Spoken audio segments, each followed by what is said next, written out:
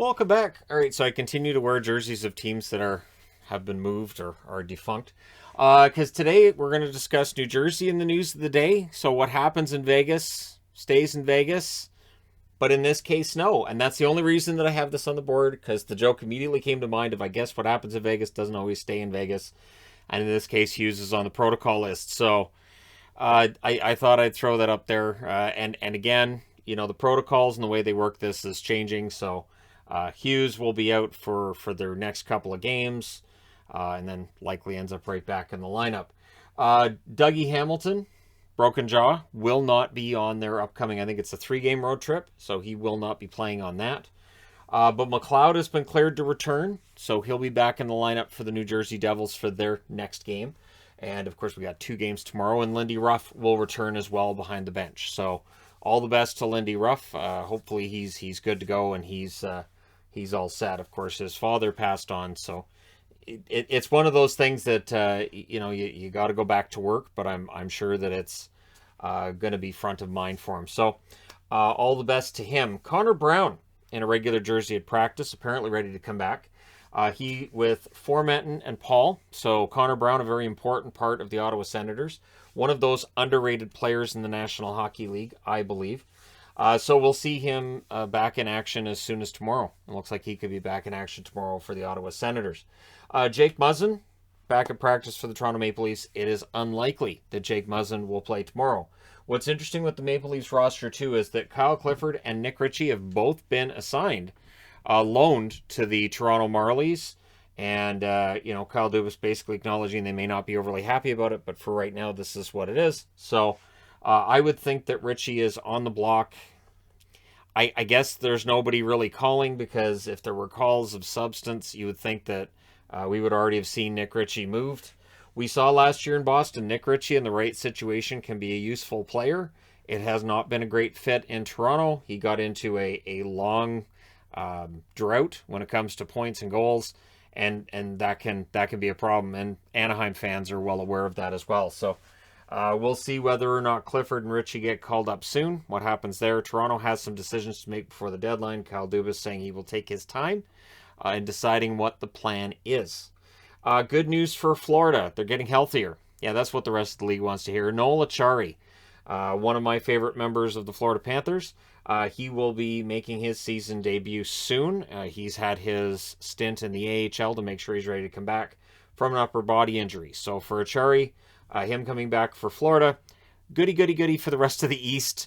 Florida gets that little bit stronger. Acciari was a pretty good player for them last season, so getting him back, it's another strong point. I wanted to highlight the upcoming week, and remember, the games that we're going to see over the next 2.5 weeks, 3 weeks, are designed to make it so that all of these games in hand, where some teams have 7, 8, 9 games in hand, that starts to go away. And so by the end of February, that should no longer be part of the discussion. So for teams that have a really good points percentage in games in hand, they're probably going to be busy over the next few weeks, and we'll see how things are going to work out. There are 2 games tomorrow, 7 on Tuesday, 6 on Wednesday, 7 on Thursday, 4 on Friday, 8 on Saturday, and 4 on Sunday. So there's 38 games over the next 7 days. There's 34 between now and Saturday night, where I consider that to be the end of the week, and Sunday the start of the next week.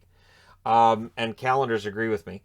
So, yeah, it's going to be interesting to see how this goes. Some teams are going to be pretty busy. Some teams are going to be pretty, rested coming out of this 3-week period. And then there's the question of the teams that are rested, playing 1, maybe 2 games during a week. Will that be tougher for them than it is for the teams playing 3 or 4 games a week, who are really in the swing of things?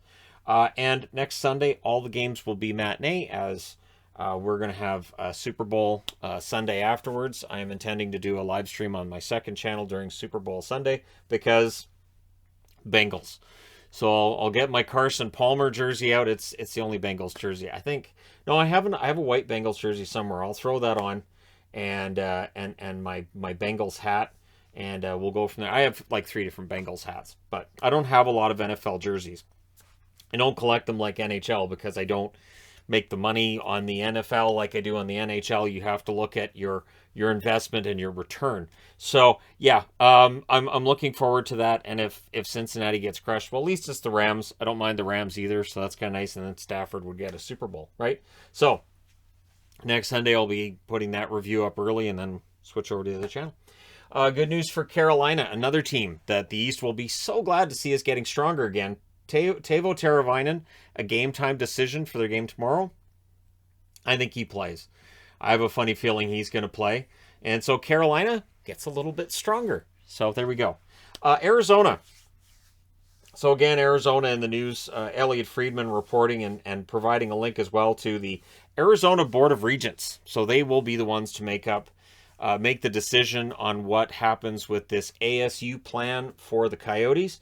It's interesting because clearly this is the plan, and not on Thursday either. I'm going to put an S in there. That's fine. Thursday. So they have an agenda for Thursday, which includes the Coyotes' plan to play 3 years at ASU. So there's some debate about whether it be 3 or 4 years. The plan is 3 years at ASU. The team will add an annex structure, so for practice, I do believe, and upgrades to the arena as well. It'll cost the Arizona Coyotes about $20 million to make these upgrades and to do the building at ASU. So I would think with that infusion of cash, it would be very surprising to me if this plan was turned down. But it's interesting because you would think there'd be some other option to the Coyotes that might be better. You would think there has to be a hockey rink that works, and I've seen people mention the Phoenix Suns. The Suns owner, did not want to share the building with the Coyotes, which not all buildings work well when it comes to sharing between hockey and basketball. We saw that with the New York Islanders. And there are issues, too, we've seen in the past where you might have really bad ice underneath the boards, the flooring they use for basketball. I remember, I want to say in the old Boston Garden, some games where you'd have like some really rough ice because the Celtics had played that day. So it's not this seamless, you can just play both. It really isn't. And then you'd have to have, dates that the Suns would get, dates that the Coyotes would get, and there'd definitely be times they both had the same date. So that's just not an option for them. And so we'll see if the Coyotes end up playing out of Arizona State University, which does seem to be the case. 3 years. And according again to Gary Bettman, it will not negatively impact revenue sharing. It will not negatively impact the league. I'm not sure how that works. It's like, I don't think, like, are tickets going to be more expensive? Are they going to say, all right, well, we only have a third of the attendance here we normally would in a building, so we'll triple? Like, I don't, like, and I'm asking legitimately. I'm not sure how the NHL figures this won't be a black hole financially for the league. And of course, if one team in the league is losing a lot of money, it does pull down the rest of the salary cap. And we'll see what Marchand thinks. I would imagine Marchand will probably tweet something out if/when this goes through about escrow. I'd look for a tweet about escrow. I'd look for a tweet about revenue sharing. Just, Marchand seems to have the whole financial thing down. And so we'll see what happens because, again, this is a situation where we've seen, okay, so it looks like this is secure and this is going to happen, and then things take a left turn. So we'll see if this is the plan, 3 years. And again, and that would mean that after that 3-year period, they would move into the building in Tempe or Tempe adjacent is the other, in case Tempe City Council says no, which, again, we'll see what happens. But there you go. Your daily news update, and the regular updates on the Coyotes are back. It feels like it's, I want to say 5 years ago all over again, where it felt like there were always updates going on with the Coyotes and whether or not they'd stay in Glendale, and then they eventually did. City Council said sure. They all most of them voted in favor, and that really surprised me. But anyways, we'll see what kind of surprises they have in store for us this time around. Let me know your thoughts in the comment section below, as always. Don't forget to hit like and subscribe if you're browsing your way through, you just happened upon this video. I'm glad I got the goal horn video done today, so the next time we do a live stream, if somebody says something about goal horns, we can just reference to the video on the channel. That might be part of the reason I did that. So anyways, thank you guys so much for watching, for all your support. It means a lot. I will talk to you again soon.